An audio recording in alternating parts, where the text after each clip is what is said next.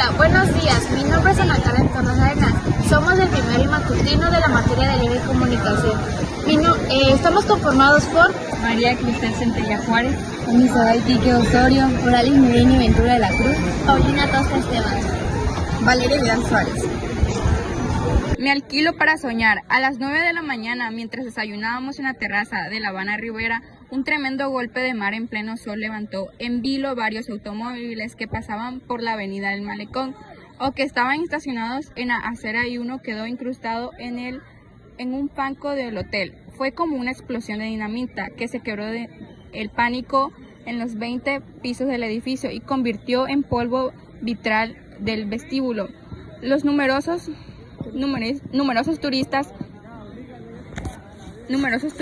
que se encontraban en la sala de espera fueron lanzados por los aires junto con los muebles, y algunos quedaron heridos por la graniza de vidrio. Tuvo que ser un marejazo colosal, pues entre la muralla del Malecón y el hotel hay una amplia avenida de ida y vuelta, así que la ola saltó por encima de ella y todavía quedó bastante fuerza para desmigajar el vitral. Los alegres voluntarios cubanos, con la ayuda de los bomberos, recogieron los destrozos. En menos de 6 horas, clausuraron la puerta del mar y habilitaron otra, y todo volvió a estar en orden. No se había ocupado nadie del automóvil incrustado en el muro, pues se pensaba que era uno de los estacionados en la acera. Pero cuando la grúa lo sacó de la tronera, descubrieron el cadáver de una mujer amarrada en el asiento del conductor con el cinturón de seguridad. El golpe fue tan brutal que no le quedó ni un hueso entero. Tenía el rostro desbaratado, los botines descosidos y la ropa en piltrafas, y un anillo de oro en forma de serpiente con ojos de esmeralda. La policía estableció que era el ama de llaves de los nuevos embajadores de Portugal. En efecto, había llegado ellos a La Habana 15 días antes y había salido esa mañana para el mercado manejando en un automóvil nuevo. Su nombre no me dijo nada. Cuando leí la noticia en los periódicos, en cambio, quedé intrigado por el anillo en forma de serpiente y ojos de esmeralda. No pude averiguar, sin embargo, en qué dedo lo usaba. Era un dato decisivo, porque temí que fuera una mujer inolvidable cuyo nombre verdadero no supe jamás, que usaba un anillo igual en el índice derecho, lo cual era más insólito, aunque aquel tiempo la había conocido 34 años antes de Viena, comiendo salchichas con papas hervidas y bebiendo cerveza de barril en una taberna de estudiantes latinos. Había llegado de Roma esa mañana y aún recuerdo mi impresión inmediata por sus espléndidas pechugas de soprano, sus lánguidas colas de zorro en el cuello del abrigo y aquel anillo egipcio en forma de serpiente. Me pareció que era la única austriaca en el largo mesón de madera, por lo que el castellano primario, que hablaba sin respirar, con un acento de quincallería, pero no, había nacido en Colombia y se había ido a Austria, donde las 2 guerras, sin niña, a estudiar música y canto. En aquel momento andaban por los 30 años mal llevados, pues nunca debió ser bella y había empezado a envejecer antes de tiempo. Pero en cambio era un ser humano encantador y también uno de los más temibles. Viena era todavía una antigua ciudad imperia, cuya posición geográfica entre los 2 mundos irreconocibles que dejó la Segunda Guerra había acabado de convertirla en un paraíso del mercado negro y el espionaje mundial. No hubiera podido imaginarme un ámbito más adecuado para aquella compatriota fugitiva que seguía comiendo en la taberna estudiantil de la esquina solo por fidelia a su origen, pues tenía recursos de verdadero nombre, pues siempre la conocimos con el trabalenguas germánico que le inventaron sus estudiantes latinos de Viena, Frau Frida.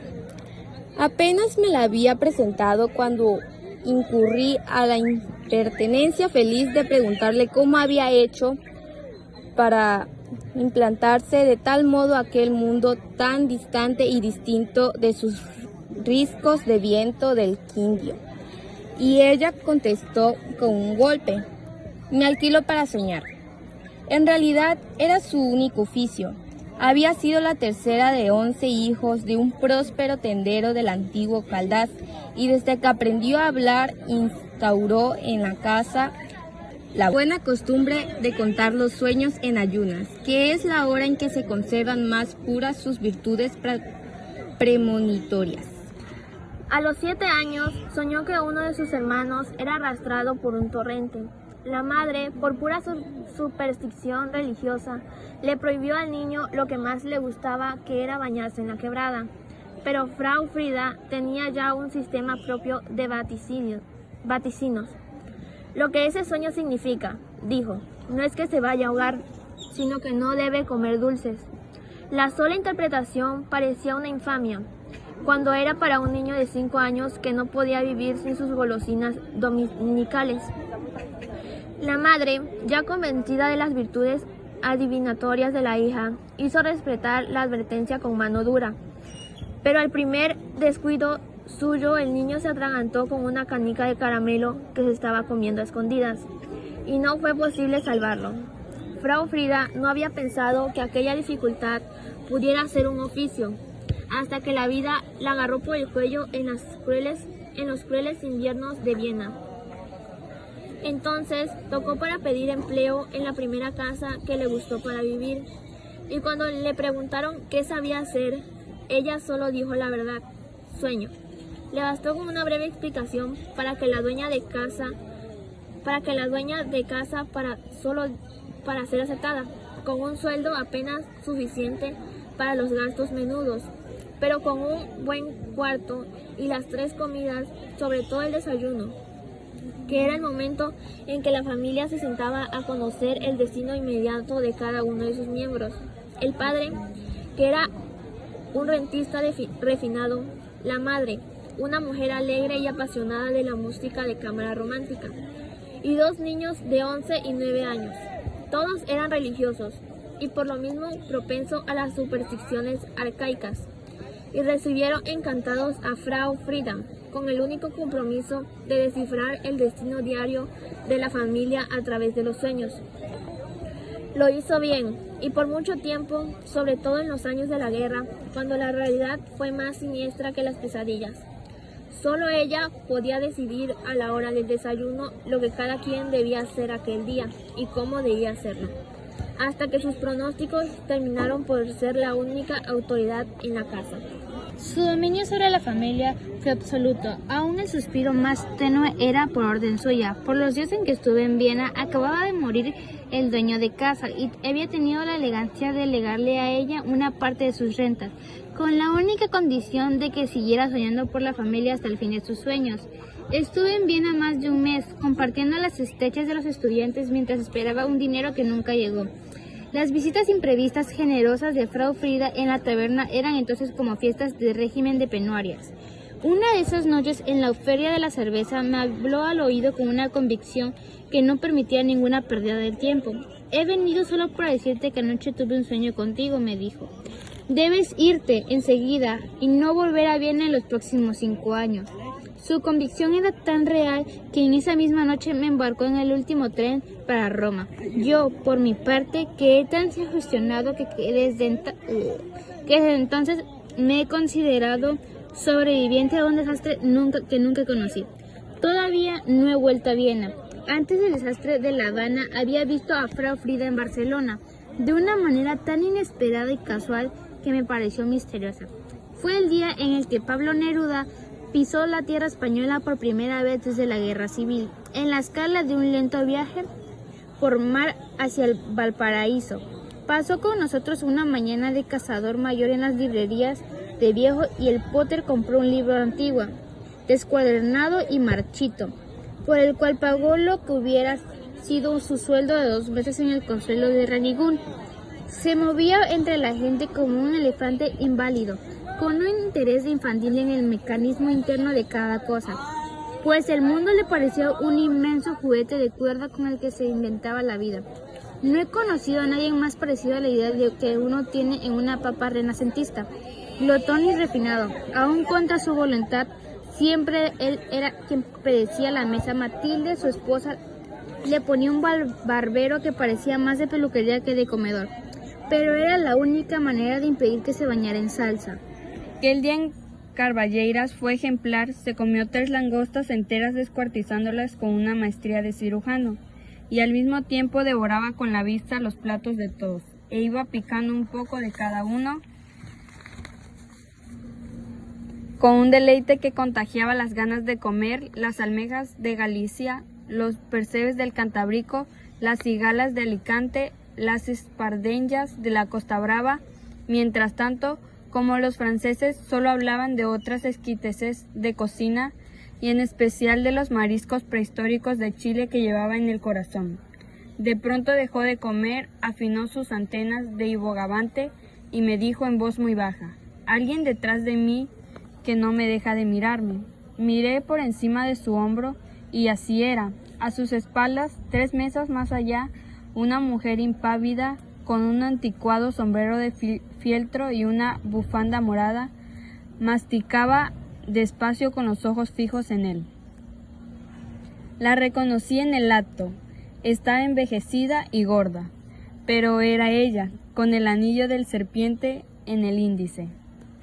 Viajaba desde Nápoles en el mismo barco que los Neruda, pero 2 se habían visto a bordo. La invitamos a tomar el café a nuestra mesa y la induje a hablar de sus sueños para sorprender al poeta. Él no le hizo caso, pues planteó desde el principio que no crecía en adivinaciones de sueños. Solo la poesía es clarividente, dijo. Después del almuerzo, en el invitable paseo por las Ramblas, me retrasé a propósito con Frau Frida para refrescar nuestros recuerdos, sin oídos ajenos.